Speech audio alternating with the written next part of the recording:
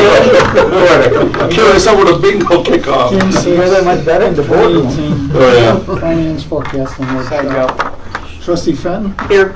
Trustee Dodge. Trustee Guerra. Trustee Rusick. Trustee Kellendraw. Here. Trustee Carroll. Here. Mayor Peacock. You have Here. a forum. So we have a quorum.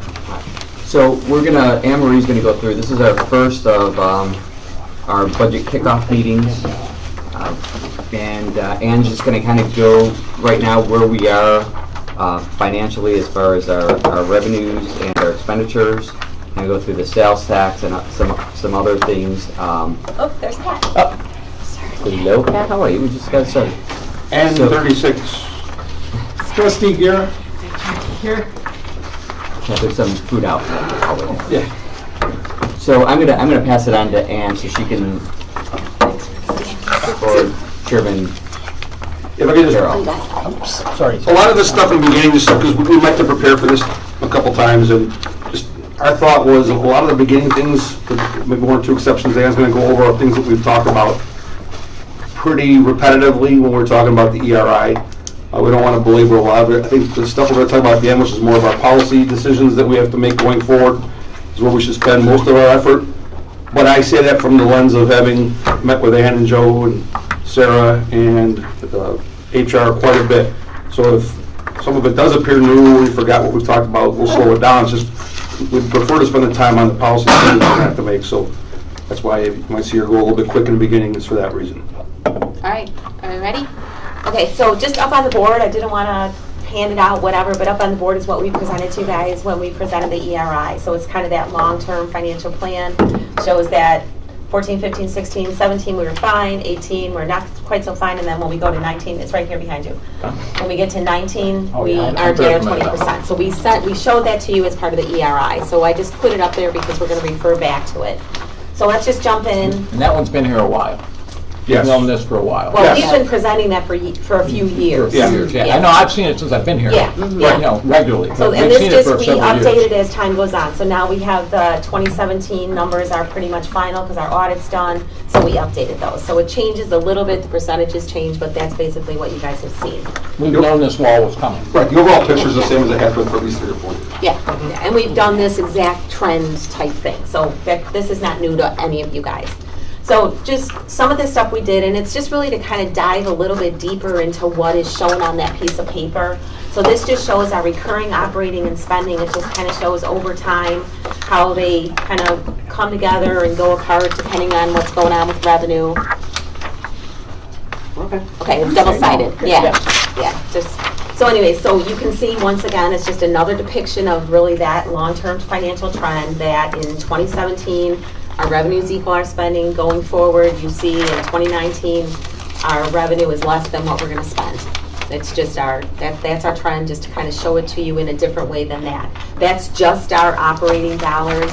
It has all the kind of one-time things taken out. Mike, that does differ a little bit from what you saw yesterday, but we just kind of adjusted some numbers. So that just shows you that the trend that we've been talking about, you can see it right there. All that's really meant to show. Some of the jumps you see are just individual revenue sources that we got for one reason or another. Like in 2015, we got $1 million extra in motor fuel tax from the state, so you kind of see that spike. This is just another kind of depiction of our overall operating revenues, and really you can see that the property tax levy is basically remaining flat. Why you see a little bit of a spike even though our levy has remained flat is because this is just our operating property taxes, and that grows when we pay off a debt service issue. Could you pass that down? She's got one down there, yeah. Okay, all right. Trustee Rusick. Here. So the biggest thing I think to look at on this screen, it just shows our different revenues and how they're growing. So the second one is recreation fees. You can see that that band doesn't get any wider, so our recreation fees have basically stayed the same. Same thing with our permits, licenses, and inspections. None of those bands are really widening and getting larger as you trend out to 2019, which is what our problem is our existing revenue sources aren't growing. I think the biggest takeaway from this slide is from 2011 to 2019, our operating revenues grew about 18%. So they grew about $7.9 million. So just kind of keep that number in the back of your mind. I'm just going to zoom through unless anyone's got questions. One quick question. With the passing the budget in Springfield, are we taking that into consideration? Yep, we'll get We're getting, there. okay. Yep, we'll get there. All right. Just to kind of talk about sales tax a little bit, we did a lot of, just a little, like little analyses of the different categories of sales tax. This kind of shows them for you broken down. You can see that most categories in 2016 were higher than what they were in 2017, and those are the trends that we're seeing. Food stores, eating and drinking has gone up, which is awesome. We've got some store closing, which we've all talked about. We know what that's going to do to us.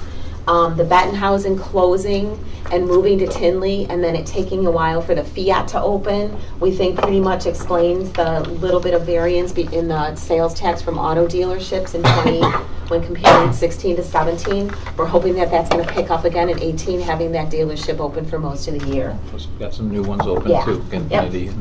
Potential new generators, I mean, we just listed some. We've got many more, but these are kind of a little bit of the bigger ones that we think that we see. So this really just kind of shows you the trends in the different categories of our sales tax, and none of it is new to us. We all know that this is going on. I thought the Sears, Toys R Us, Babies, Carson's, and Carson's, when we looked at it, it was more like 1.2. I thought This Carson's is just alone. sales tax. So the 1.2 Oh. includes the home rule sales tax. So it's another 0.75% on top. Yeah, So, right. okay, got it. Yep. So this is just operating tonight, so that's why that's not in there. Okay. Keep going. Yeah, so this is just, we get that Melanithi report every year, and we just thought there was some really kind of telling statements in it. We all know unprecedented times when it comes to shopping habits. Amazon's effect on everybody is continuing to grow. We even know supposedly 90% of retail sales still happen in stores. Even 10% of it happening through Amazon is a big deal. Department stores, all those types of stores are the ones that are suffering from it. Restaurants, off-price retailers, and outlets really aren't. Keep going. Okay. Auto dealerships and furniture retailers are experiencing the same kind of shopping pattern. You hear that people don't go into the shops or to the showrooms anymore to buy a car. They go online, they research it, and then they just want to buy it. They don't actually go in for that experience.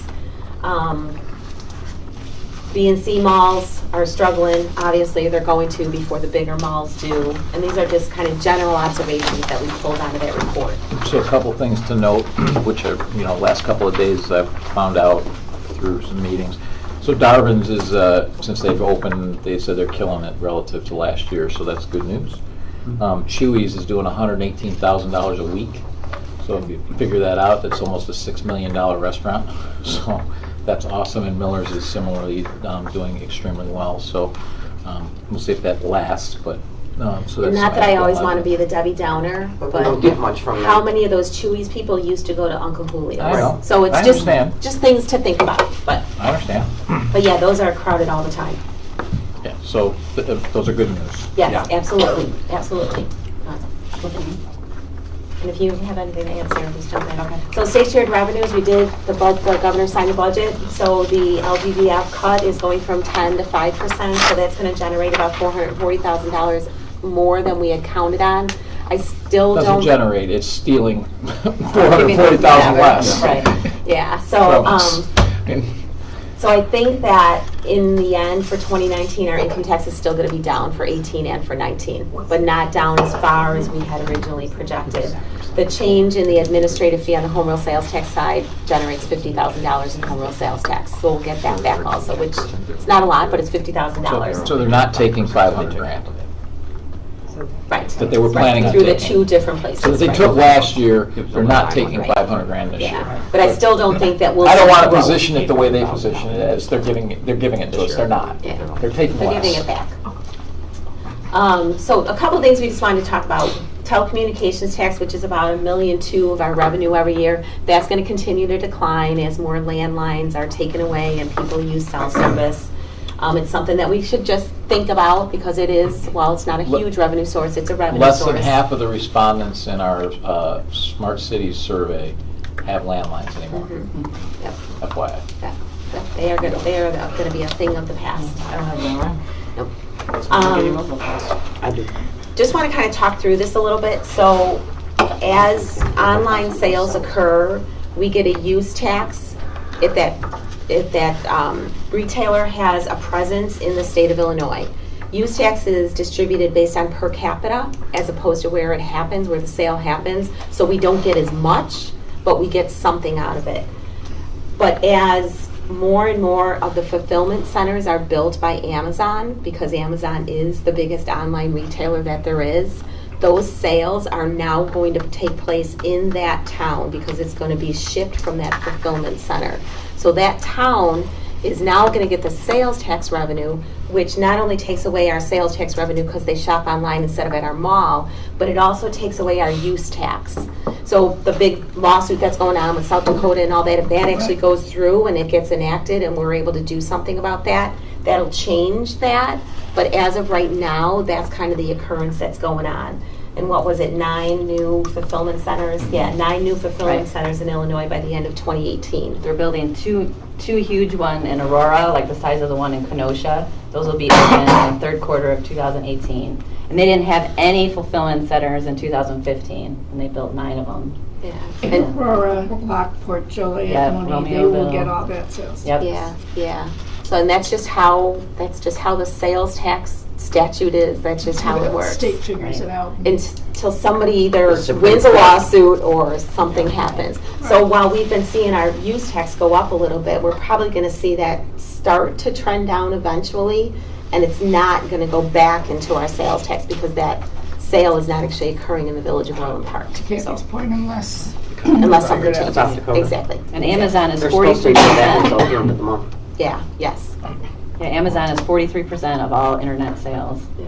So So that's a that's huge chunk. significant, yeah. And by the way, they lose money on that 43%. That part of their business, they actually lose revenue. Yeah. They make it on the online side. They make it on all their online stuff. Yep. This was part of the class I was in Vegas that they were talking about is that one is Amazon is trending towards monopoly, so likely as they continue will could very well look at being broken up.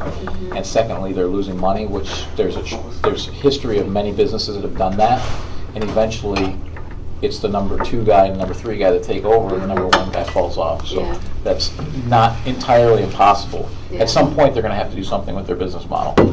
Yeah. Oh, they just keep buying up other stuff that helps them diversify and, Right, but they're still, at some point, they have to do something with the shipping, or Yeah. they're going to have to do something, Yeah. because right now, 60% of their business is retail, and they lose money on that, yeah. on all Yeah. of it.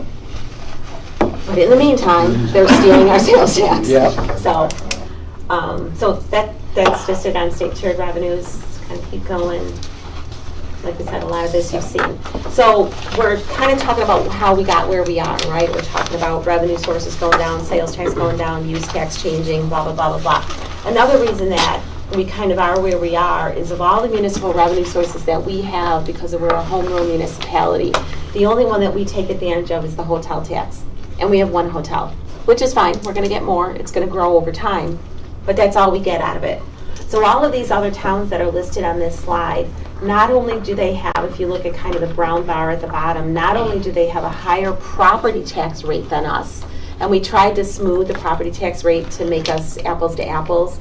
So if they had fire, we took out fire. If they didn't have recreation, we added it in. So we kind of made us the same. So not only do all of them have a higher property tax rate than us, and a lot of them have more home rule sales tax than we have, but they all also have all these other revenue sources that they take advantage of. And that's how they're able to not have the picture that we have for 2019. So the property tax rate's 6.79. I thought ours was, our overall is 9.6. We're 6.8% of it. That's our property tax rate. You're talking about the rate of the Right, tax okay, code as a so- whole. Yeah, so that's our rate within that total. What's Skokie and what's their big? So I'm surprised, these other ones I'm not surprised by. What's Skokie on there? What's their driver? Which the old Retail? orchard, yeah. So I was trying to think of So the we're- one that so we're says- 6.8% of the top What do property they do tax with bill. retail, though? Yeah, you know how we always say Yeah, the right, no, $17 dollar? Right, and well, I know this number, so we're 6.8%, so that means Tinley Park's 18%, correct? I'm just making sure I'm Yeah. comparing the decimal points correctly. With their park However, district. Yeah, with their park district, yep. And Trustee Rusick had a question with Skokie.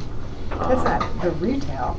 That's No, This is their so, other no. tax. This is their other Those taxes. bar, so at the Which of bottom, those is what I'm asking? So at the bottom is their property tax and their home rule No, I sales got tax. that. I'm just Okay. surprised to see them. Do we know what's driving? Yeah. their Well, other- Skokie has food and beverage tax, they have a transfer tax, utility tax, and a fuel tax. Okay. So it's a combination of All of those make up that bar. I got that. I Yeah. was just wondering which it was. Yeah. Which Yeah. one? How much does Skokie make out of the transfer tax? I don't know if We don't Do you have have the bu- you don't have amounts Yeah, we don't broken have the out. individual ones. The transfer tax, though, you have to go to referendum. Right. So you Okay. can't just enact that tax without going to referendum. I think we do have estimates of if we were going to consider these various sources. We know, we have an estimate of what that would produce for us, right? Yeah. We can get to that when we get to the discussion Yeah, later. yeah, let's get there. Right. So anyways, this is just another reason why I kind of feel we are where we are, because we have chosen not to take advantage of any of these additional revenue sources over time. We've kept our levy flat, we haven't let it grow at all.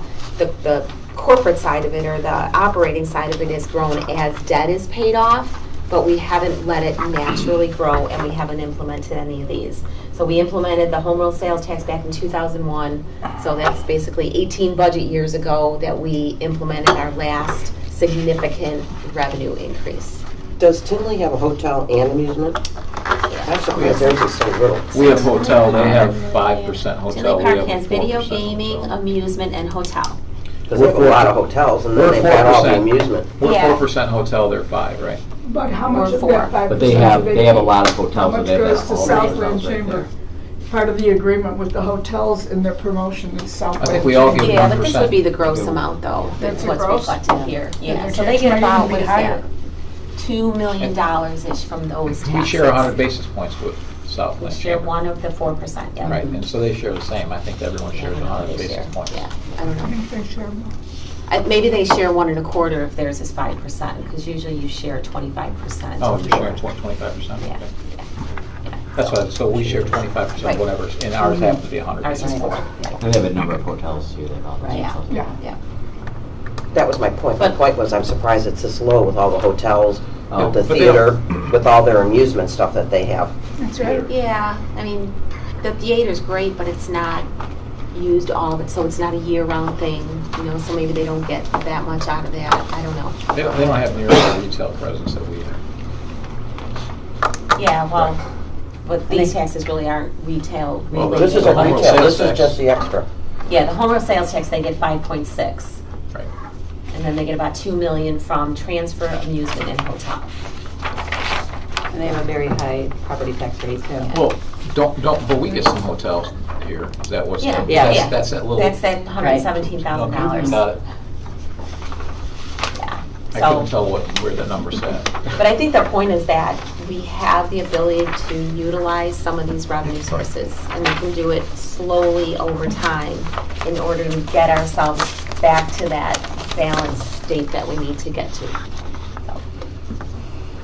keep going. Yeah, okay. So that kind of ended how we got here on the revenue side. So this is kind of how we got here on the spending side. And there's just 2 graphs here that kind of really paint the picture. The first one is, at the top, our staffing costs, our personnel costs versus our non-personnel. So you can see that we've done a really good job over time of keeping our non-personnel costs in check. A lot of those costs have inflationary categories, such as the cost of utilities, the cost of gasoline, the cost of salt, legal fees, those kind of things. But in total, we've kept it pretty darn flat over a lot of years.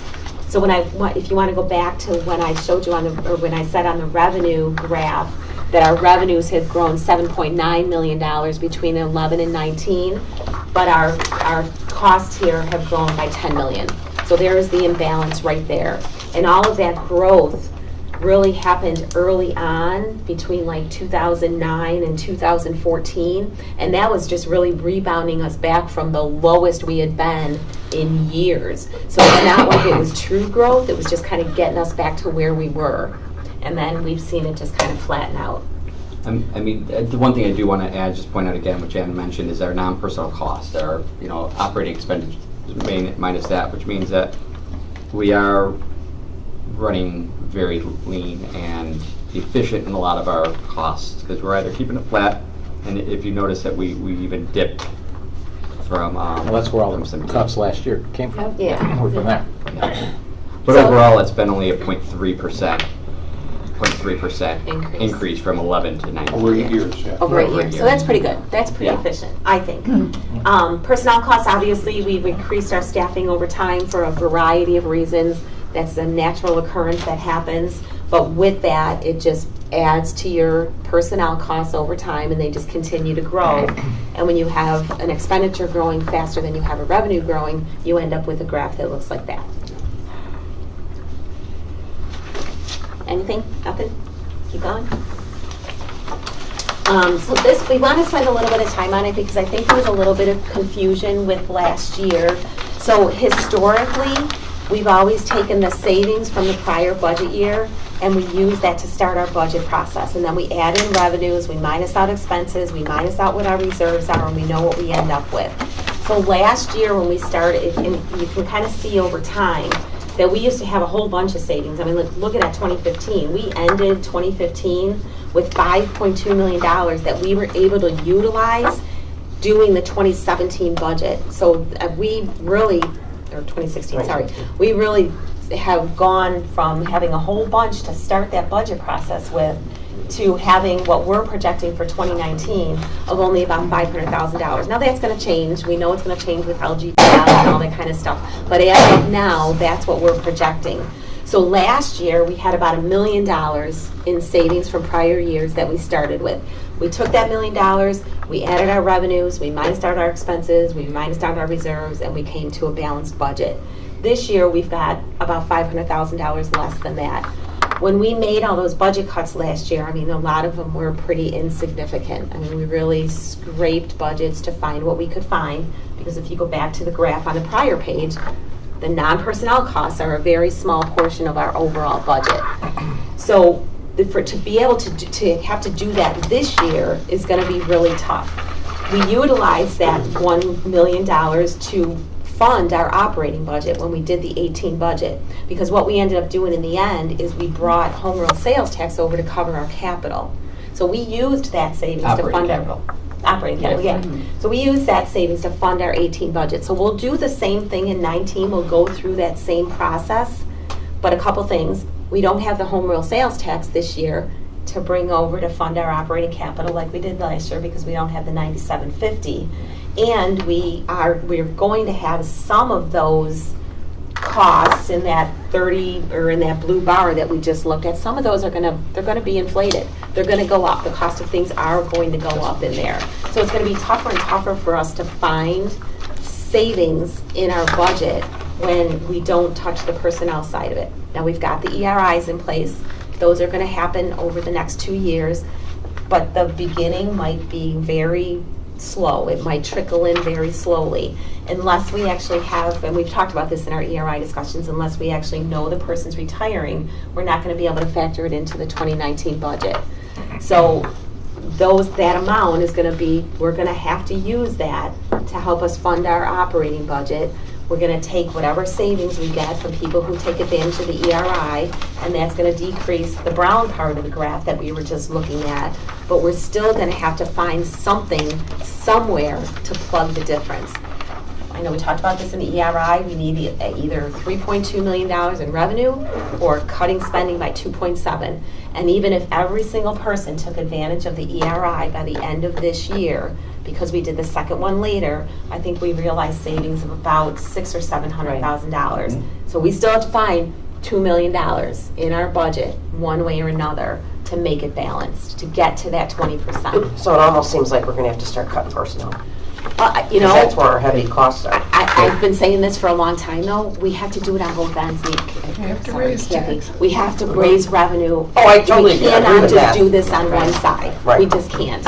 And if we, cutting staff, I think, this is my opinion, I think with having the board approve the ERIs, we need to just let those mature, and we need to see what happens with those. And we need to figure out a different way to balance our budget as opposed to cutting staff. Because if you cut staff and we lose all those people through the ERI, nobody's going to be able to function. Right, but you don't know who's going to take it. Exactly, Well, which right, is why we have May to end come up up with with no one taking alternate it. sources. We need to come up with alternate sources.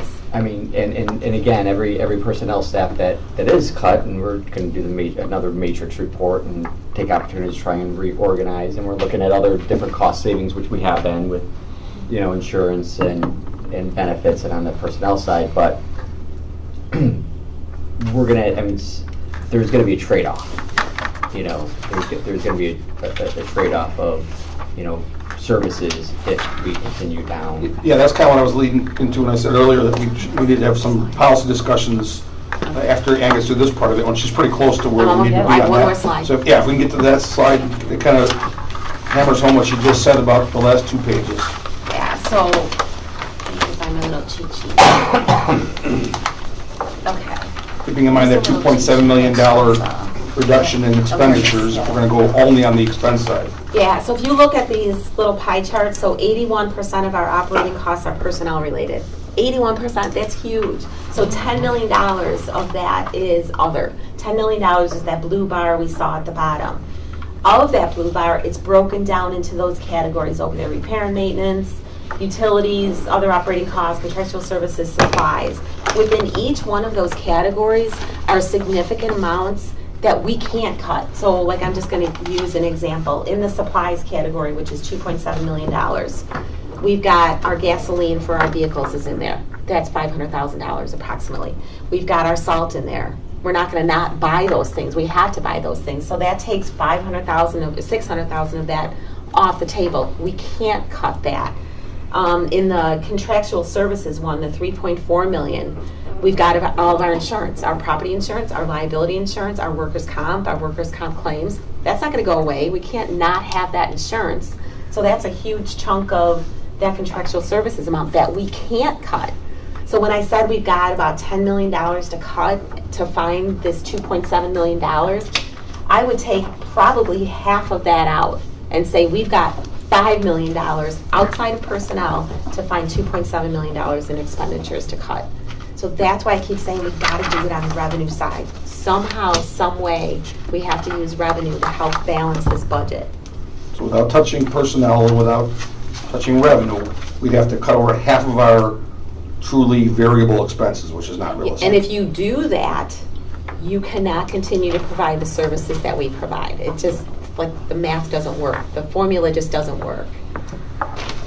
So, and I think, if you go on the revenue side, the ERI goes through, we get done with the ERI, we see where we are a couple years from now. We may still have to do more cost cutting on the personnel side, but if you have some kind of a revenue source that you implement and you just grow that slowly over the next couple years, that's going to help significantly when we get to the 2020 budget and we see how far we are through the ERI and how many took advantage and how many positions we've been able to kind of redesign or restructure. You're going to see all of that, and you're going to be in we're just going to be in much better shape having that revenue side of it there too. So. Okay, want me to go from there? Or? Go ahead. Okay, you can put it on the next slide if you wouldn't mind, Sarah. So what staff would like to see us accomplish tonight if we can? Which one? Okay. Sorry. Yeah. This is the craziest mouse that anybody's ever used. Doesn't work. Oh, you're all over the place now. I just use the button. Maybe you just hit enter. There you go. Okay, so what staff would like to see us accomplish tonight to make this process go this most efficiently would be to have a discussion about policy, as I mentioned at the beginning, that will allow us to then have them prepare a budget and begin the process. On the next page, after this, we'll get to in a few minutes, is what we anticipate, or we're recommending the schedule to be for the rest of our budget process. But after looking at this as many times as I have with Ann and Sarah and Joe and everybody else, it's clear to me, and Kathy just touched on it too, that there's no solution left other than raising revenue. We can talk about expenses as well, but that little bar at the bottom when we saw our non-personnel costs only increasing 0.3% over an 8-year period, and we looked at that pie chart that we just looked at, the $10 million in expenses, more than half of which is probably fixed expenses that we really can't get rid of. We have to. It's great that we went this many years in a row with a flat levy, but we have to talk about revenue in addition to talking about expenses. for the last few years, I've been kind of saying, yeah, we can talk about cutting people, we can talk about reducing our budget, to what end? What programs are we going to get rid of? What services are we going to get rid of? If you remember the ERI, there was an assumption about the PACE Plus program. Do we have the risk tolerance to even talk about that? And if we're going to talk about a significant RIF, and I know Trustee Dodge in the ERI discussion had talked about the possibility or maybe even probability, if we don't get a lot of participation in the ERI, of a RIF. I would prefer myself, and I don't know how the other six of the board members feel, but I would prefer, if we're talking about a RIF, let's have the discussion tonight and moving forward as to what services and programs we can walk away from by not offering anymore. Where's your heartburn on these things? Because talking about getting rid of a person or 100 people is great, but looking at those charts, I come away with it that we are, as Joe said, operating very lean. And there's not a possibility, I don't think, of a significant RIF without a significant loss of services and programs. So I kind of agree with Ann, which is at least for the 2 years of our ERI experiment. And Joe's optimism about Tyler Technologies and a new matrix study that we talked about recently, and other cost-saving measures that we'll be exploring, I prefer it to be a little bit more heavy on the revenue side for the next 2 years than talk significantly about RIFs while we let those other ideas, programs, mechanisms play out. Because if we, and I think Trustee Calendar brought up a couple times about a longer-term budget, we do this long-term financial planning every year. Ann and her department give us that graph we've been looking at as long as I've been on the board. So we've known this year is coming. And this will be the first year without something significant happening that we won't meet our fund balance policy. So I prefer us talk about revenues. I myself would like to see us kind of do a blend between levy and some of those other use or alternative revenue sources, because those spread the revenue across non-residents as well as just our residents, where if you only raise the levy, then we're only affecting our residents. So I'm kind of opening up to have that discussion, because those assumptions are what they're walking away with if we don't give them other direction, which is that the levy will remain flat, total revenues will remain flat, no additional debt service will be funded by the levy, no new revenue sources, but we're still going to maintain the 20% fund balance policy, which we have to for a lot of reasons.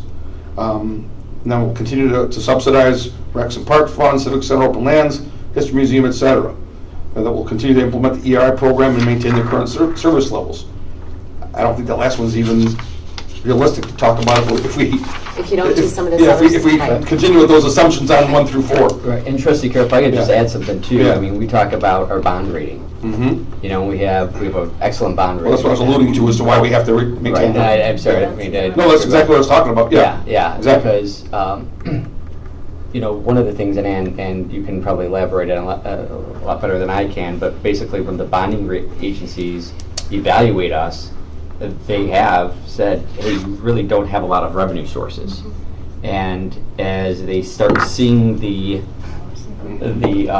dip in sales taxes and seeing what's going on, you know, that could potentially, even without borrowing any money for, you know, any sort of capital improvements, they could still downgrade us as well. And I don't know if you want to elaborate on any of that. We talked about it before. Right. Sales tax is a significant part of our general fund revenue, and the rating agencies note that in every rating that we get. It's a double-edged sword. It's great that we've got it, but it's not great that we rely on it so much. You know, we're really counting on this ERI program. Do we have any idea how many people are really going to take it? No. The last time, was it 10% or 20%? 20. Okay, so we can't count on that, do we? No. Anything Depends on the significant, I think people. it was all. There is interest. I mean, just listening and hearing, there is a lot of interest. There really is. Keep in mind, we haven't done that. I am ERI 15 years. Yeah, but that's not for another year. No, I know that. But what I'm saying is but when that's- it happened, I mean, there is a lot of interest. I think we're gonna have a significant amount that at least research it. Now, whether all of those actually jump, I don't know, but there is a lot of interest in it. And when's the deadline for the first one? Well, we can't actually establish a deadline, like we can't say. When are they supposed to let us know? They're supposed to let us know by September 1st, but they can let us know at any time.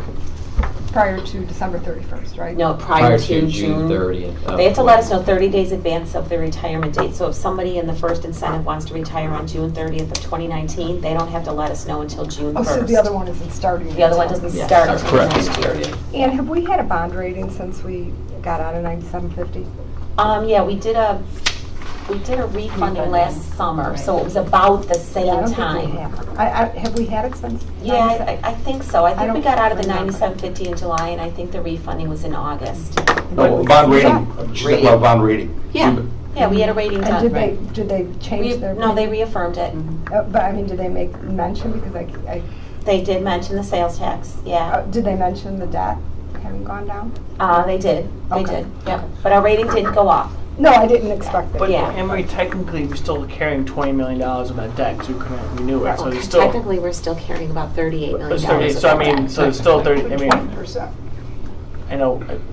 I'm saying so we didn't take all of it off the No, books. We have no. we put it in a lockbox. It's not we off have the it. books, it's net, I mean, our net, because we put it in a box that we're not touching it. Right. we're No, not but paying our off. outstanding debt it only went down by the $21 million that we paid off Right, the line of but credit. we've got the dollars set aside. The stuff's Yeah. ingrained in our heads. But, yeah, the net went down $50 million. So we have two choices, either we raise and come up with all these new taxes, or we do a RIF. Or we So- blend the two. So we have So- some ideas. So can we just maybe Sure. walk, Well, just, go ahead. Yeah, well, so I'll just get, I think my position is going to be similar to Jim's position, because, I mean, I've talked about this a lot, even prior to going way back. But last year, you know, we heard the same thing, we need revenue, we need revenue. We ended up cutting out non-personnel costs. We squeezed, as I recall, the number was 5% of our budget is variable, which, you know, we talked about that ad nauseum, that I don't believe any place 5% is variable. We're just choosing not to touch that other 95%. So, which made that 2% cut, and you know, some of the department heads said, well, we're cutting 40% out of our budget because they're only allowed to play with 5%. Well, as noted in these things here, our non-personnel costs are basically flat. So, the cost increase, as we all know, I mean, there's no doubt about it. It's all personnel. And we've seen a less than 5% resident increase. At the same time, we've seen a 34% increase in our cost for personnel, and a 10% increase in FTEs since 2010.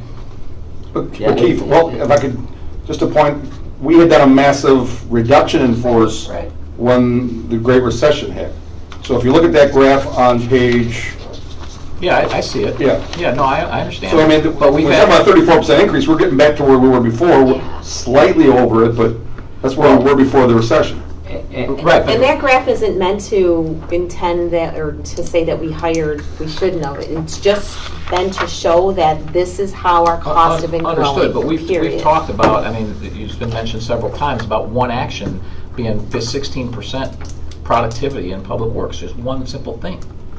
You know, I mean, these are, you know, packing up your crap and I use this example because we've talked about it, is you pack up, and I'm not saying it's the only place it exists, but I'm sure there's issues elsewhere, but packing up all your crap and going back to the shop for lunch is costing us a ton of productivity, which means you need a lot more bodies to do it, which means when you have the RIF, if you keep that policy, or not the RIF, but the ERI, when you're going to have to backfill those positions if you don't change the policies. Yeah, and what we're asking for with revenues, we're asking for our residents to basically suffer all of the pain, which is why to what Mike said just a minute ago, it needs to be a balanced approach, and we need to show that we're making the necessary cuts first before we go putting our hands out to our residents. Right. So if I could just add a couple things too, is that, you know, I mean, one of the things is, and I hear what you're saying, and we've identified a lot of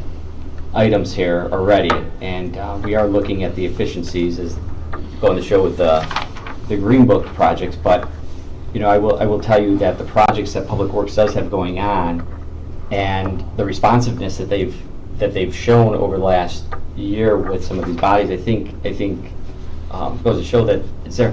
One of our big issues is that we rip bodies in Public Works, and snow, as everybody knows, sometimes we're we're right there with just enough people, and trying to contract some of that stuff out, it is difficult. And that's where the trade-off is that, you may have, maybe you have a couple extra bodies in the summertime, but yes and no to a certain part. Not saying that we can't be a little bit more efficient with how we're doing the lunches, and we'll address all that with the CBA. I'm sorry, I don't mean to interrupt, but to maintain the services and the technicality that you need. I mean, I actually went down in one of the holes the other day, and you need somebody up on top. And some of these things that they have taken the HPO to another level where they're really making sure that the appropriate number of the right crews. Not to say that some of the stuff you said wasn't So I get what you're saying, yeah. Joe. But, and we've talked about this.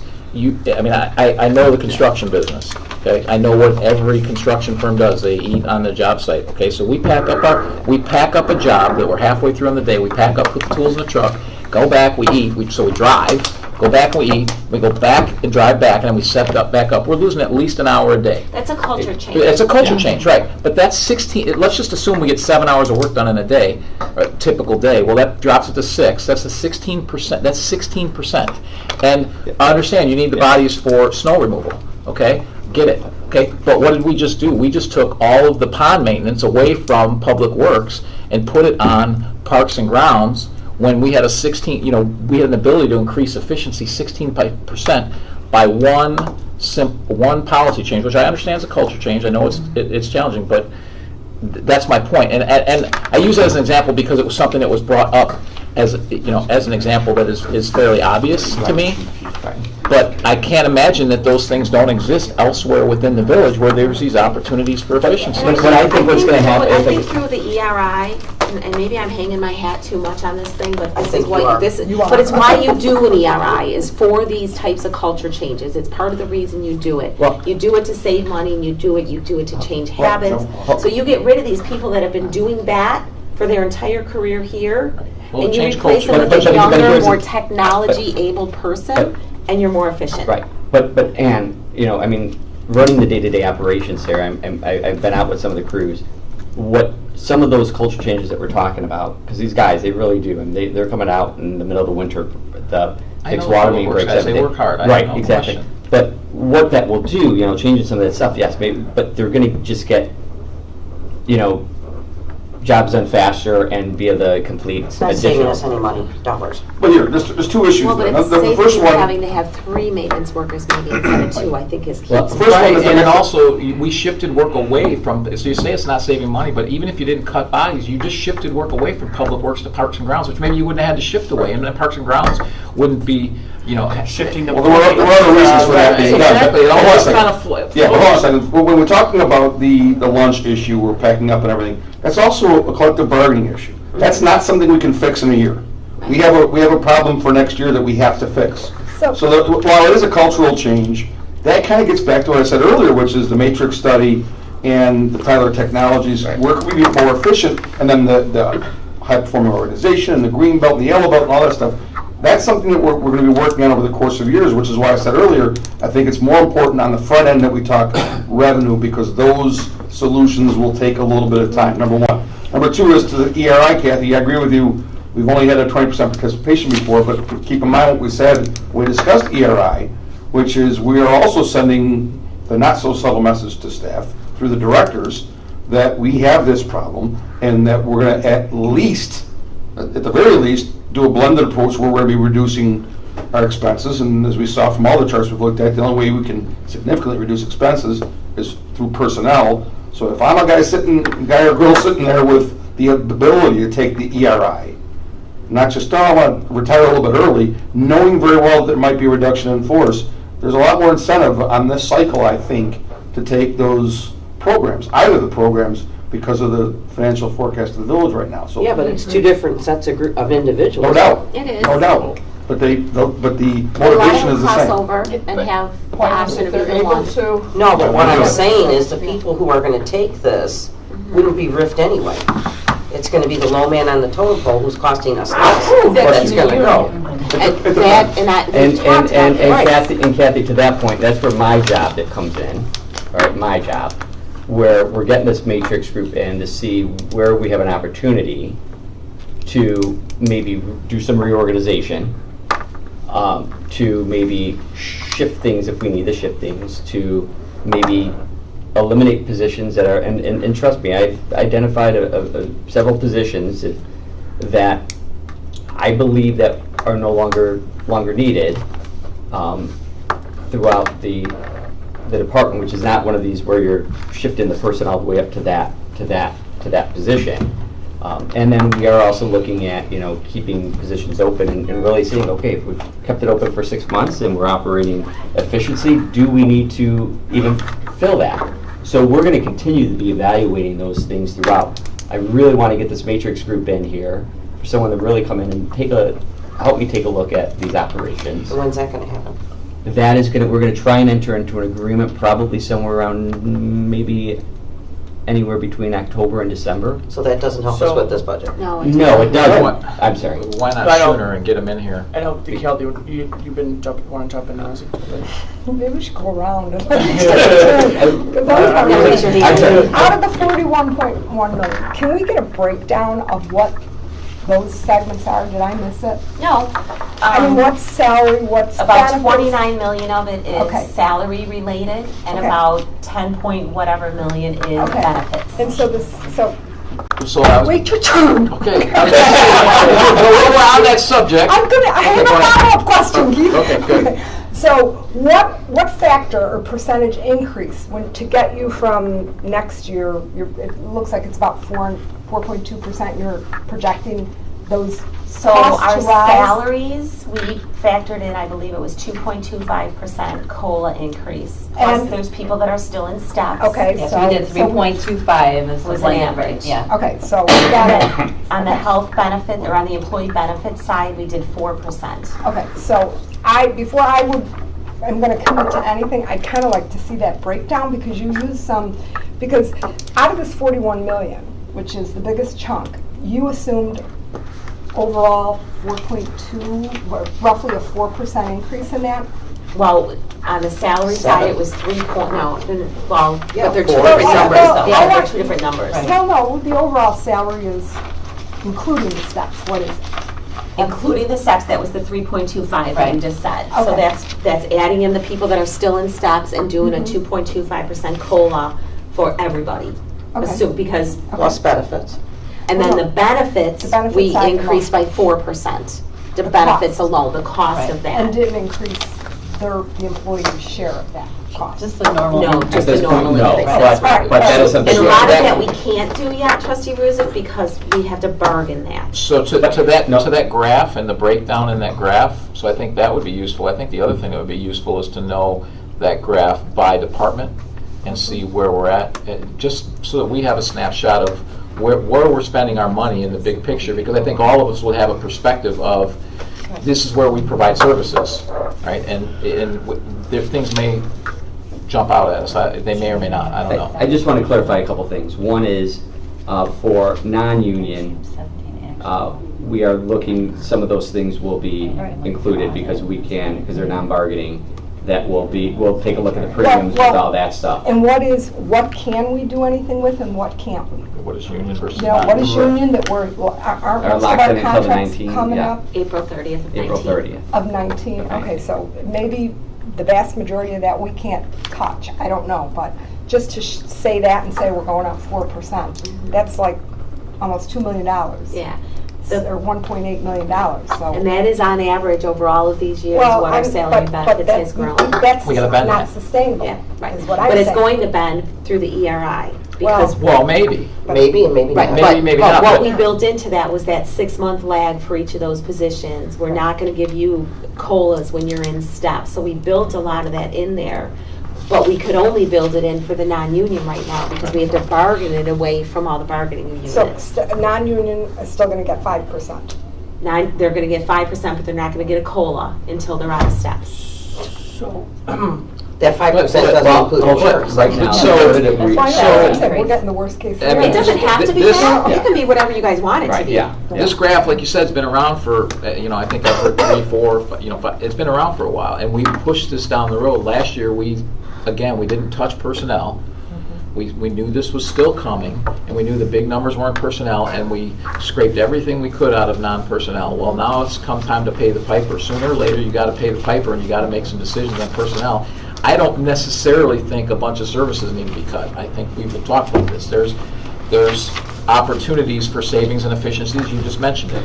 We need to uncover all of that stuff. If we're gonna go to our residents and ask them to pay more taxes, we better have done all of our due diligence to make sure that we've done the other side of it. So just on a, I'm sorry, I just want to answer that matrix study. One of the reasons why we're doing it when we are, we want to do it starting at the beginning of the year, because Tyler Technologies are just starting to be implemented. In July, it will go live with Public Works. In December, it will go live with Development Services. It then gives me an idea of exactly what that does. I don't want to go premature on something when we can maybe make more. I'm sorry, I just wanted to clarify that timing for that. To kind of piggyback off Keith's and Carol's and a lot of discussion here, and I never asked this question, maybe because now we're making a lot of the hard decisions, is why, it seems like we're saying you want a number to work with. Why don't we flip that? Where we go to the departments and say, you give us a number you think you can do the job with. And then we can have the hard discussion. Okay, now we want to make sure that Tim has, I know you're shaking your head, but I feel like you just tell us. We did that last year. We did that last year. No, last year we gave them a sliver. We gave them 5% to play with. I think to Dan's point, you need to get them to look at the whole thing and say, you are the department head, and there are, for lack of a better term, there are some cuts coming. We don't know what those cuts are. You need to look at your whole, everything, your people and everything, and say, what would you do from your department? And their department heads, they have the skill set, they should have the skill set as department heads to make those calls. And this is just me having, not that I know everything, but I've worked here a long time, and finance really does touch every department on a daily basis. So we understand their operations, we know their numbers, we kind of know, we don't know how they pave a street, but we know how they operate. I truly think that, and it's not, they're not trying to be deceitful or do something wrong or piss you off or whatever, but I truly think that if you give it to them that way, and they have in the back of their mind that they have to come to you with reduced costs, they're also going to come to you with service cuts. Well, Because you're not going to be able to we will be able to reduce say, their costs without reducing services. what do we do? And then we can say, okay, instead of, we're going to cut the program, or, I mean. Dan, I will tell you, I'm sorry, I don't mean to, but I will tell you this. We did that last year. And when we sat down in the one-on-one meetings with Ann, myself, and the trustee, and the officials, and we did that. And we showed you when that originally, that excess money was originally, if you recall, was put over for capital. And we didn't have that 1.1 million. What that did was, and we had to go into personnel. That cut 12 between CSOs and police officers. That eliminated special events. That took away pay spot. I mean, it took away a lot. We went through that exercise. So I know what the exercise. So say we do the budget process where I just talked about, how we say, Nancy, come to the board, and this is what you think you can do with your and then she says, well, I'm going to need an extra $500,000 for the 13 programs we cut last time. And then we as a board says, okay, we think we should find $500,000 somewhere. Is it through a blended approach? So then we know, okay, we have our basics, okay, and then we need to come up with $1 million. How do we come up with it? I think it's kind of backwards. We're kind of giving a check out before we know what we're paying for. Joe, keep in mind too, we also did it a little bit this year, because we went back to the department heads when we were talking about the ERI. Where could we lose bodies? Right. You already did that. So the assumptions that were built into the equations that Ann gave us on the ERI already involved the discussion with each of the department heads. Where can we lose bodies? Right. Remember, one of them was getting rid of the base plus program, even though we know 67% of the riders are disabled.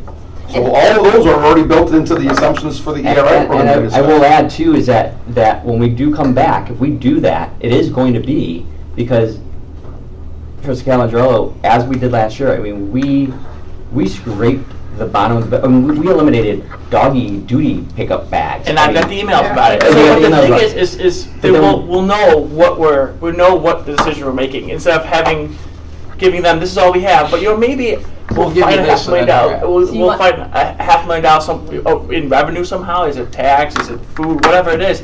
I just feel like in the last process, we give them a sticker and then we have the two departments fight. Has Tim say, Tim, what is your budget and what's your necessaries and what you need? And then also Nancy, if you're going to continue the perfect services, what do you want? I just feel like it's reverse, because I don't want to prove a revenue increase taxes to X, Y, and Z, or revenue X, Y, and Z, and not knowing, okay, I can go to my resident and say, yeah, you gave us an extra $1 per your property tax, but guess what? I didn't have to cut 13 child family programs. Right now, it's just like, I'm going to raise your taxes, and we're going to make sure we're good stewards of your tax dollars, which we are, and we have been. I just feel like now we're getting to the point where it's so, that graph is that graph. I think we got to flip it around, so we now, when we do say have to make the hard decision of increasing taxes or whatever revenue, we can say we did it because we saved these programs a wreck. We did this. We will do that, but if that's the direction of the board, we will do that. But I'm being very frank here. When we had this stuff on the flip chart, and I said we're going to be making tough decisions, it was not pleasant conversations that we had when I was bringing back that we're cutting pandemonium, or we're cutting this program, or we're cutting that program. I mean, and it was like, it's everything that we literally scraped the bottom of the barrel. And then we're looking at, adding a paid concert that's going to cost us $600,000 worth of that's all right. So dollars. my thing is, Nancy brings us a budget and goes, if you want your 13 programs back, this is what I need. So Tim says, this is what I need. This is what I need. And we say, I think this is what you need, Tim. And then we find out what that number is, and then we say, okay, that's...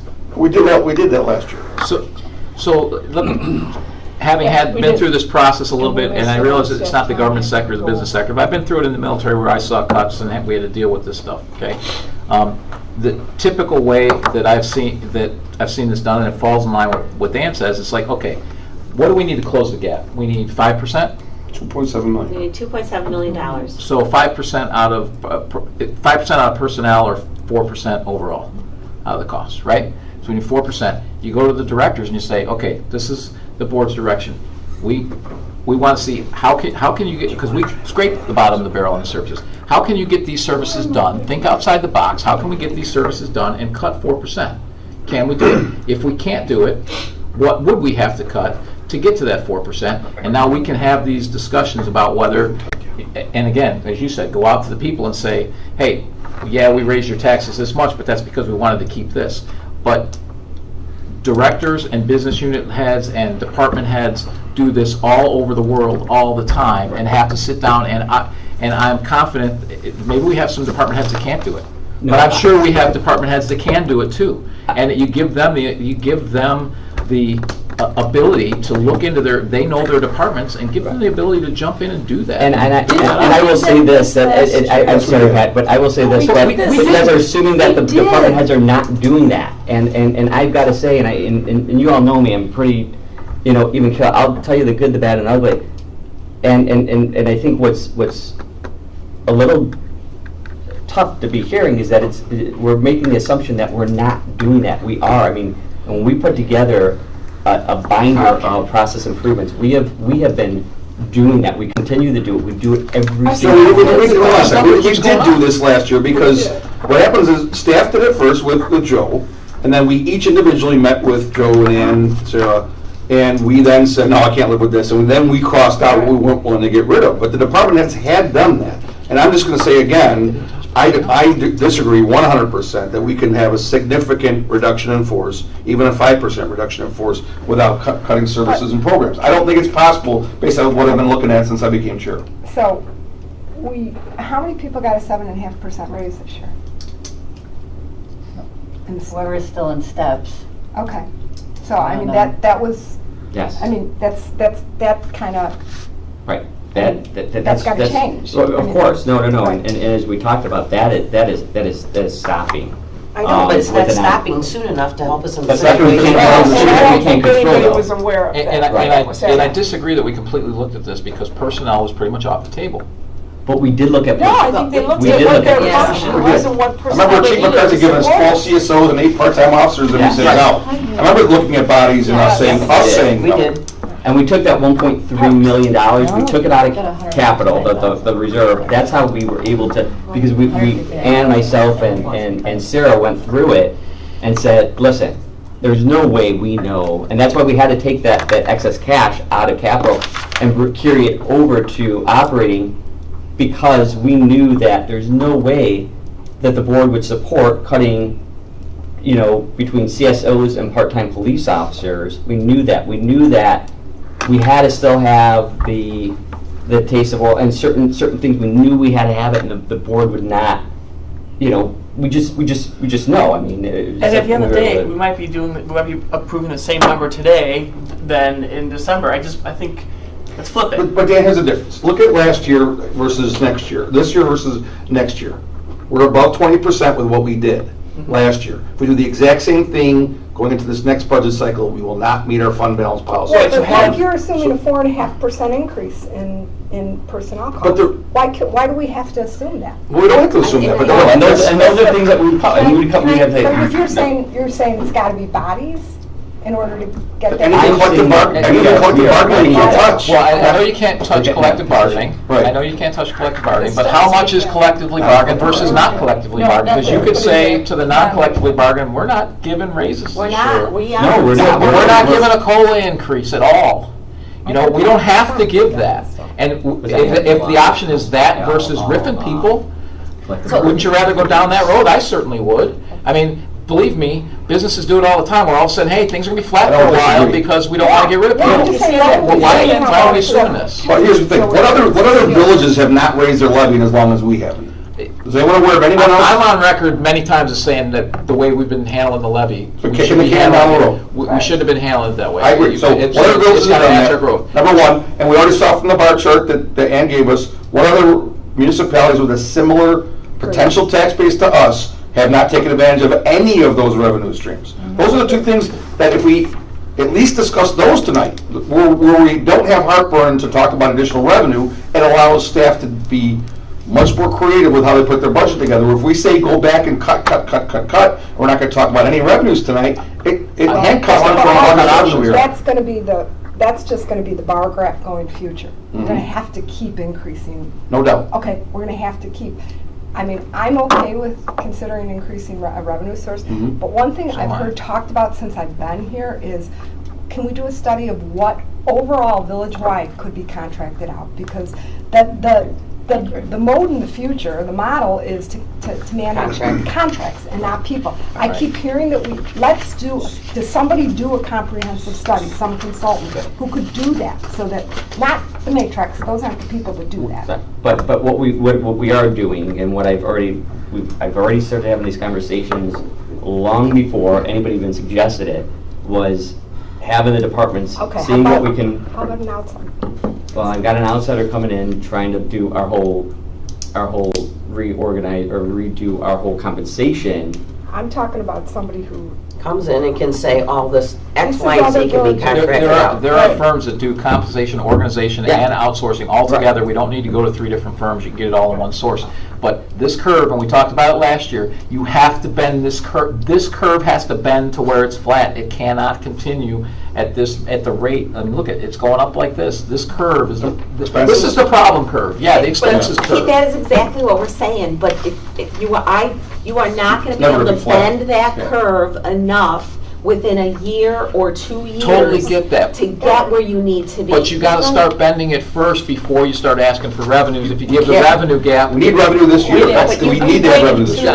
You're not getting it. You You're not getting approved bending it by approving the ERIs. And I know we don't know what percent it's going to be, but somebody's going to take advantage of it, and it's going to save us some money. It's going to give us an opportunity to outsource half of our IT or outsource half of our V&E. It's going to give us those opportunities, but it's not going to happen by the time we have to issue a balanced budget. I get that, and I think you heard Carol say she's okay with revenue. I'm okay with revenue. I think there's people, everyone here is okay with revenue. We may argue about how much and what kind and all that kind of stuff, but I think we're okay with that. I think what you're hearing Dan say, and I totally agree with him, I agree with Carol, we have to put the pressure on we have to continue to put the pressure on our staff and our department heads to figure out where we can continue to bend this curve. The ERI is bent by Joe and you and here.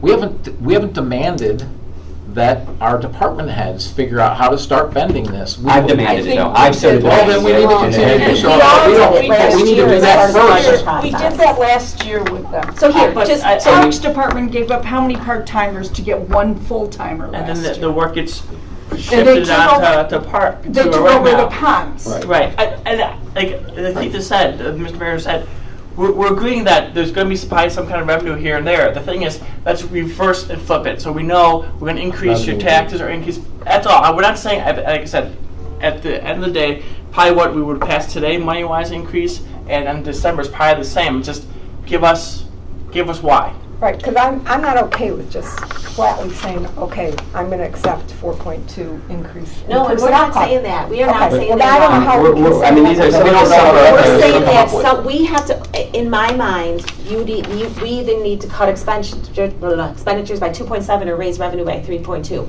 Or Let's blended. meet somewhere in the middle. That's what I'm The saying, too. village is crazy. I'm sorry, we are crazy for not increasing our levy over the last 7 years. Well, That is I- crazy. I would disagree. So start doing some of those kind of things I would- and meet in the Well, middle. Yeah, I would disagree, because we would have just spent it if we had done that. I mean, people are leaving Illinois in droves. But we They're need it. leaving, we're lucky. Right. We have a very low I mean, I tax think- rate, which is a big. That's why we have That's to cut awesome. as It's- well as raise, because we Agreed. can't, Yeah, we well, can't don't meet tell in- people. in the middle, we ca- that's fine. Right, but we cannot go out to the public. I certainly won't say, oh, well, we raised all these taxes, but we didn't, but, nobody here suffered any pain. We I went mean, to that's a these pretty- departments last year, we beat them up so bad and said, you've got to cut 5%, so you've got some taken out, Taste And of we're gonna Orland, have to beat all them these up other this year events. because We didn't you. cut And then 5% we last year. decided, or talked about making a budget adjustment for a concert. It was a bad message we sent to them. So now we're, backed it up a little bit. That Pat was, if we're gonna have that argument, I mean, that was budget neutral, and that You- 2 weeks you before don't you, know. that 2 weeks before you were on board with, so you're the one that No, I changed your was mind on on, board so. with getting more information. I sound like we have a Okay. consensus of a blended approach to the future. Right. So So then if we're gonna so- cut expenditures, we're gonna have to look at the personnel costs, even though we don't know the effects of the ERI. Here's what I don't like about just the That's the blanket part going to the that- departments like we did last year. If you remember when we went to the departments last year, what we got back, I think, may have been intentional, but certainly the end result was People. they would tell us, Service. yeah, they would tell us people and services that we couldn't say yes to.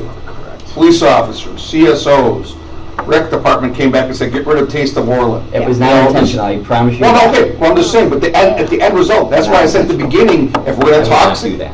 I would not do that. I No, would Joe, not I'm do not saying you did, but there are people that threw items out there, there's no way this board was gonna approve to be reduced. So what I said at the beginning of tonight's meeting was, if we're gonna talk about a significant reduction in force, we should set the policy on what programs or services we're willing to get rid of, because otherwise, if we let the department heads do it, it may not get us to where we wanna be, because, and maybe Keith's right, maybe last year, that's why we didn't really touch manpower, because what we were given, we knew that we couldn't go along with. So if we can come up tonight with what a few of you have already said, which is we're gonna meet somewhere in the middle, and ask Ann and Sarah to tell us, all right, if we need 3.2 new revenue or 2.7 in reduced expenses, where can we meet somewhere in the middle on that?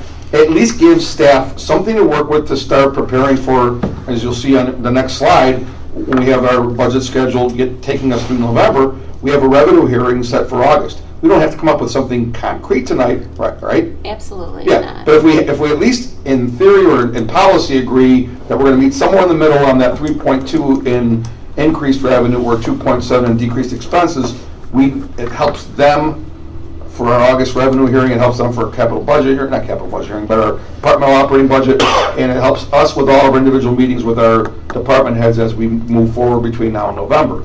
That's what I was saying from the beginning. So I have a question. One thing is, can you give us, or I don't know if you can even do this, can you give us numbers for if we were to implement the food and beverage, the video gaming, the Yes. amusement, liquor, and hotel? So if Yeah. we. I don't know, wait one second. And that, and then for a prime example, which has been a hot topic at this table tonight for contracting out, contract out the stupid ponds. Instead of taking it from Public Works, and now Public Works is a bunch of slugs because they had to put that off and take it over to Parks, and now Parks has got all this extra work, so they can't get done what they want to get done. Contract it out then. So There's a prime example of something that I would think could be contracted out. Right, so Easily. right, a couple things with that, to that.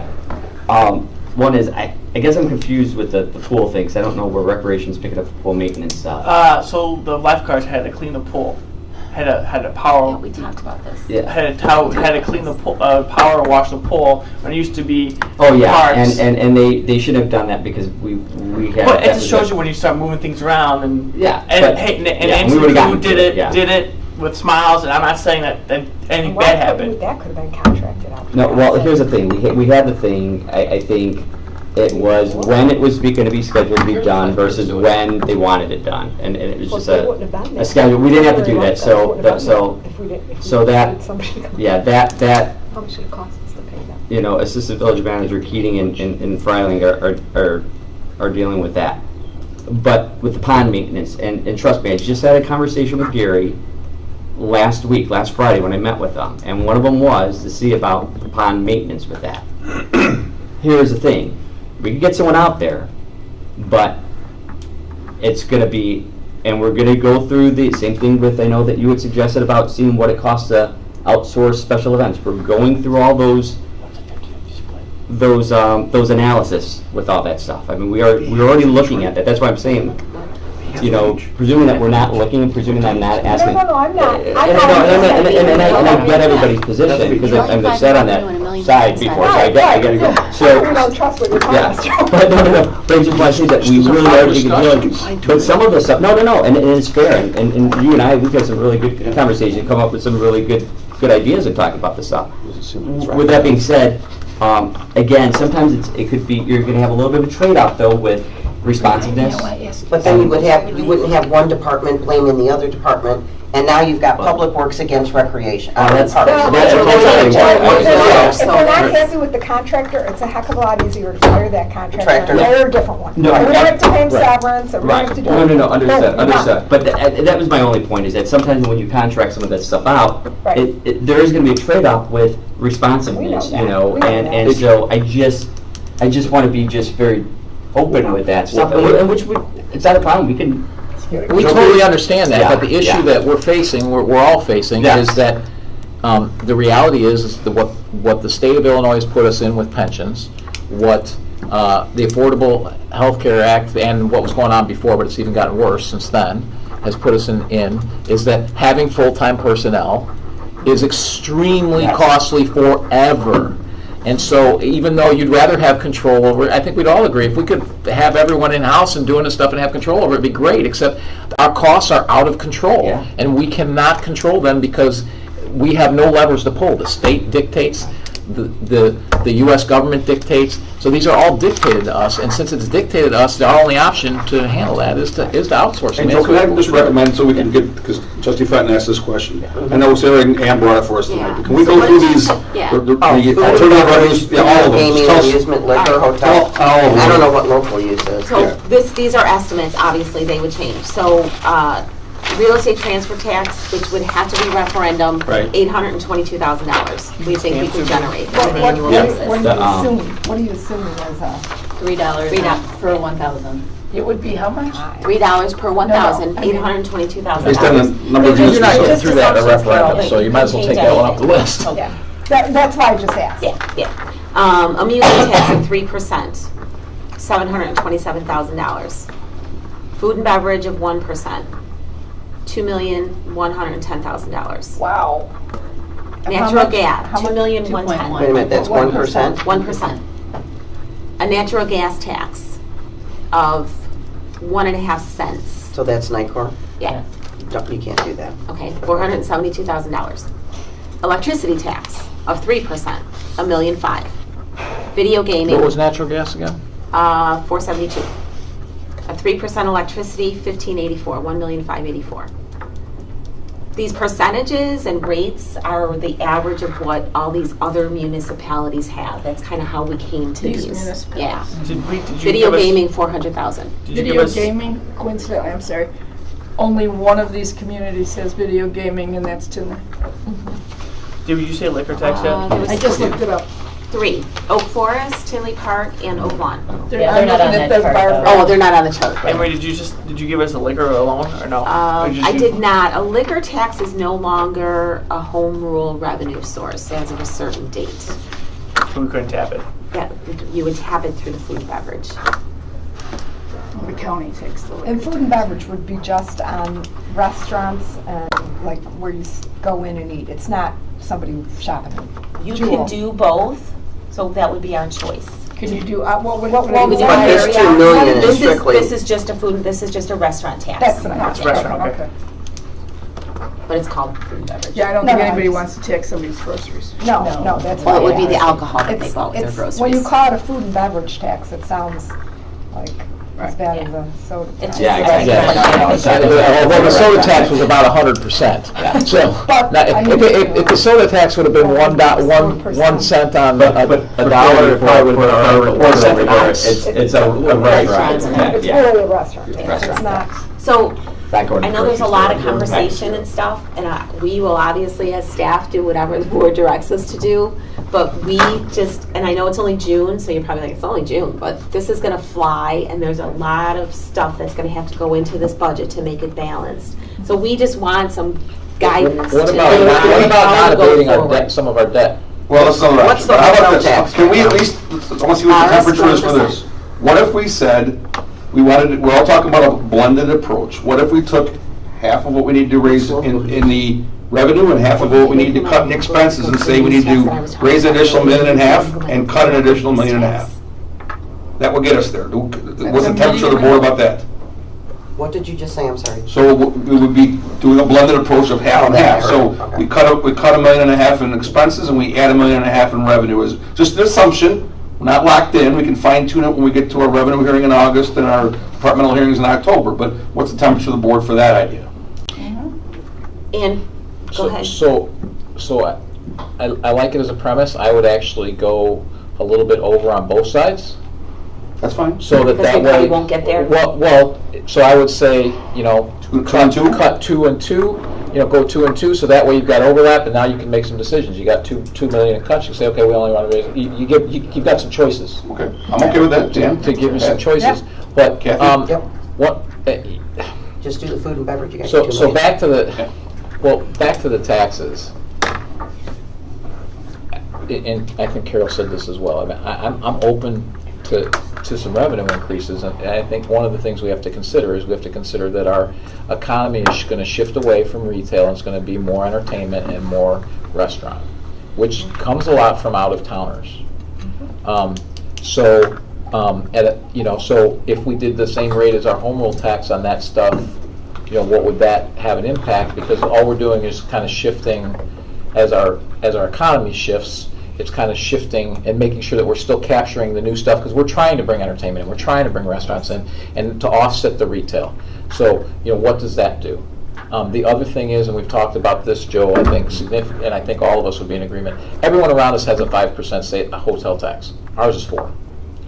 Now we only have one hotel, but we have some that are coming in. I wouldn't enact it,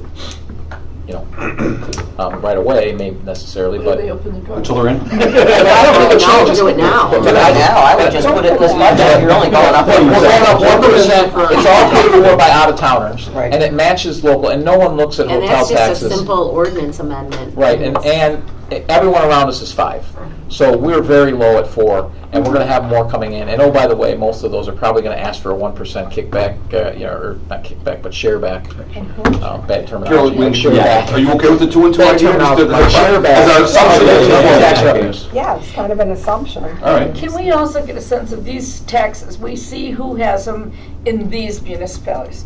The municipalities around us, as you mentioned, Oak Forest, Oak Lawn, Frankfurt, We Milwaukee. just didn't put everybody on the graph. I'd like to know who has these taxes. They have them there, it's just not on this graph.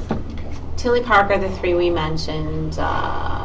Oak Forest has video gaming, hotel, real estate transfer tax, utility tax, a fuel tax, and a home rule sales How about tax. food and beverage? That's They what do I'm not have- specific They don't have any about. restaurants. Yeah, they Well, have that's food built there for restaurants. But like Frankfurt, Oh, grew up he's there, writing I that can down see that you said. Pena, Palos. Yeah, we don't have. She to- grew Yeah, up we there, don't have she can say those. that. Palos Heights I have. They only have a utility tax. They only have 2 restaurants. Yeah. They just lost one. They had a couple open. Who lost? They have more than two, they have more than two. Yeah, What for? Harlem had it. And I think we were talking about that a little bit earlier, that And what if would we be, enact and a what hold would be if we average. didn't abate some of the debt? And because eventually that's gonna go Yeah, away. we're getting actually to the point where the remaining debt we have outstanding, the majority of it is we utilize our home rule sales tax to make those debt service payments. So there's not much, do we still do Right. one abatement that's, A small one, I think. yeah, that utilizes something other than home rule sales tax? But when you're talking about, $1.5 million or something, a small amount is still something. Yeah.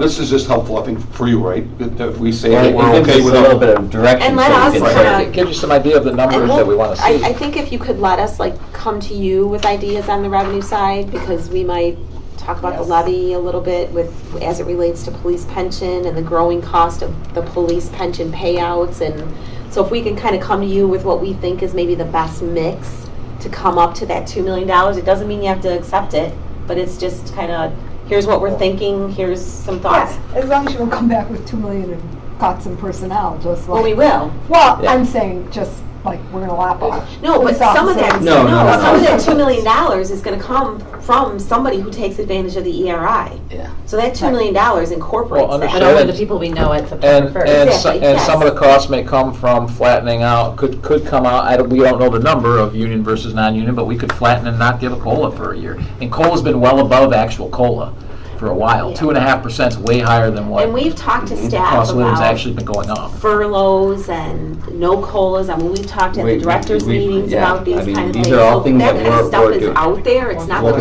we haven't thought looking about it. we're looking at we're still looking at, and I think that's the thing where I'm saying it's, 2.9. The last 2 years was 2.1, 1.9.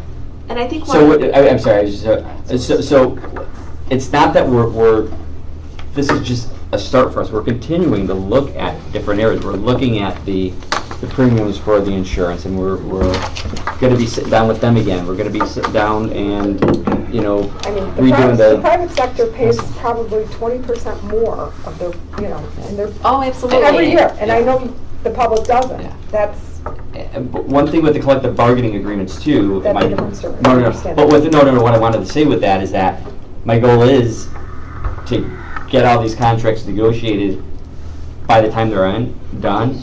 I don't, just so you know, I believe it was AFSCME,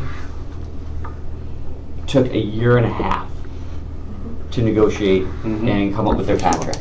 So it doesn't mean that, hey, come April 1 or May 1st, that we're gonna, I mean, that's my goal, and that's where we're aiming for, but it can take some time, so I just want to be, Well, and especially if we try to get the changes that we're talking yeah, about. I mean, it some of the makes insurance it stuff, lot. that's some of the big things too, so I just wanted that to be out there, but we are, Mayor, to your point, after are looking at anything that we can, and Trustee Rizek, anything that we can contract out, we absolutely are doing that analysis. We're I would looking like at, to see it as part of the study, that if you're talking about, Well, Yeah. I think it should all be blended. I think it should, the compensation, organization, and contracting out should all be in one, and there are firms that do that beyond. Then I don't, and I don't, My- if that's my- the case, then I don't think we should wait to do that. And I think we should do it right now, well, absolutely. yeah, I don't know that we're gonna What is that? make Well, that. that's the thing, I mean, there's some things like the The compensation stuff, compensation. absolutely, the contractual stuff, and just for sake of conversation, I call it the matrix, but that's just a company that did it, but, a staffing study, let's call it, those, I'm saying that we'll start it by the end of the year, but I really like that in order to get it the most comprehensive way, I want to see these technologies implemented. But why but can't those Tyler guys- Technology tell you Well, they what's can, gonna but be they improved? can, but I want to make sure, see how, if we can, instead of having three people do a function, it can only be one We're person. getting what they're telling us we're gonna get. Right, Yeah. but the firms that do this kind of work, they project this stuff all the time where there's ongoing changes going on, and they project what those things are gonna do, and there's no reason why we can't have that done now. And then, then you go forward 6 months or a year, and you say you realize it or you didn't, and you're off a couple, okay.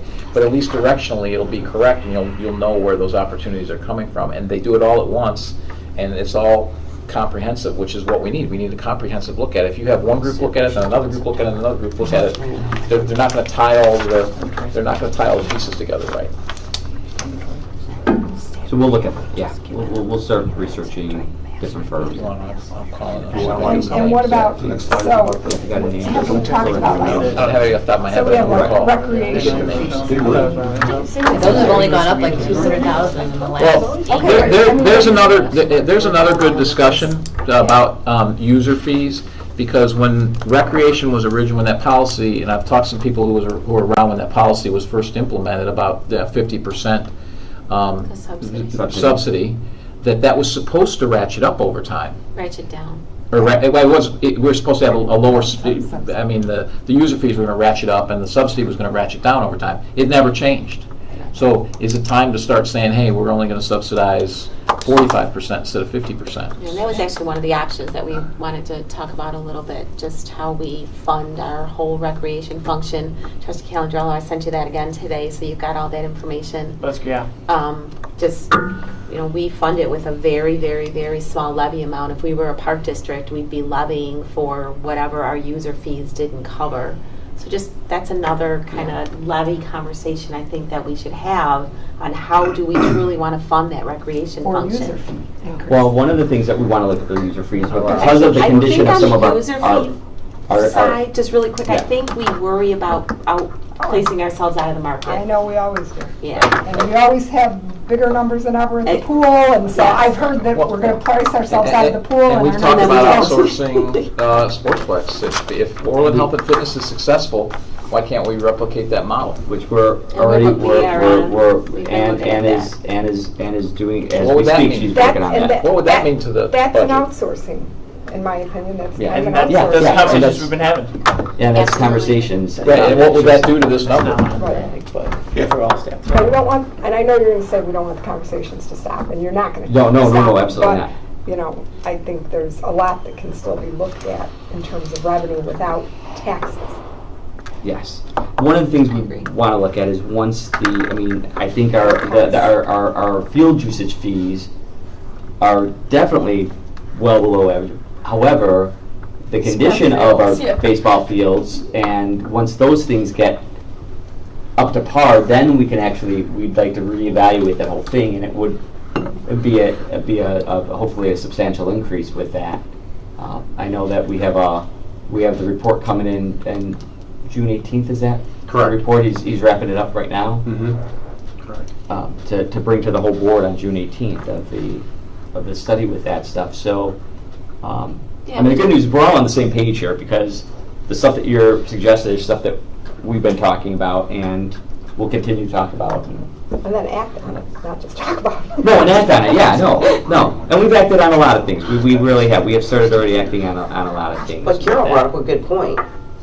They complained about raising the fees at the pool, yet the pool is packed. Yeah, there was a big So it- concern that we were right, gonna that we price were gonna lose ourselves out of the people. We Well, market. doubled the price for And we got awards, I mean, citizen residents, and still. Yeah, so I'd wanna test that a little bit more. Yeah, and we absolutely can look at those too. Can we pull up the next slide just to kind of tell you what we're looking at for a potential schedule for the rest of the budget cycle? So we kind of would like to do the budget, the process, the schedule, I should say, the same way, where we have this kickoff meeting, we do a revenue hearing, we do a capital hearing, and then we do 1, 2, or 3, hopefully not 1, departmental budget hearings. I think that doing it on that one day last year, some people absolutely hated it, some people loved it, some thought it was way too stressful, whatever. So we would want to separate those out. But this is kind of the same schedule that we've done for years. We do revenue in August, we do capital in August, we get into the operating stuff, we wrap it up at the beginning of November so that we have that month to get it all together and get it approved by the board the first Monday of December.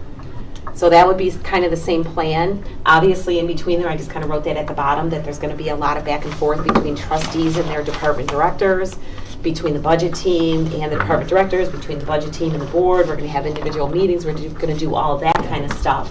Be constant communication, But yeah. I'd like to kind of keep this same process as it relates to the schedule in place. And they'd be on Monday nights. They would be whenever night Yeah, you would like. we can schedule on the off Monday nights. Part of the challenge last year was, I think, we just had a lot of scheduling conflicts last year, so. So we'll pick the Mondays tomorrow. And we'll send the Yeah. dates out to you guys tomorrow, so that if you guys can all, everyone can put it on their calendar. Well, That's how we roll. we like it to be like set in stone. It helps us. So the goal of that revenue meeting, are we Well- having the same conversation where to split the baby and see what happens? So no, so Well, I'll at identify you where we're at that at. revenue meeting in August, we're gonna bring you our ideas on that $2 million on the revenue side. And by that time, we're gonna have some ERI results. We may have already talked about an outsourcing of some Some of the the items. sports We'll price know, levy we'll or know some things whatever. at least for the non-union as far as So at the- insurance is concerned.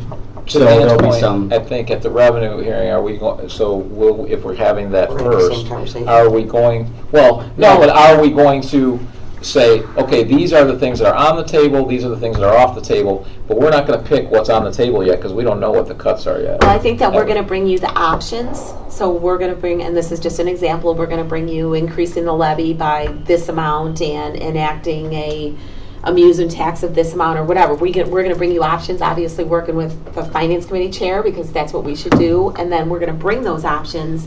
And then we pick and choose. And then you're gonna kind of pick and choose them. We would like you to bless them at that revenue meeting, because that will help, but just hold on. That will help us go forward and formulate the budgets, but nothing is set in Right, we stone can fine-tune until it. December. Yep.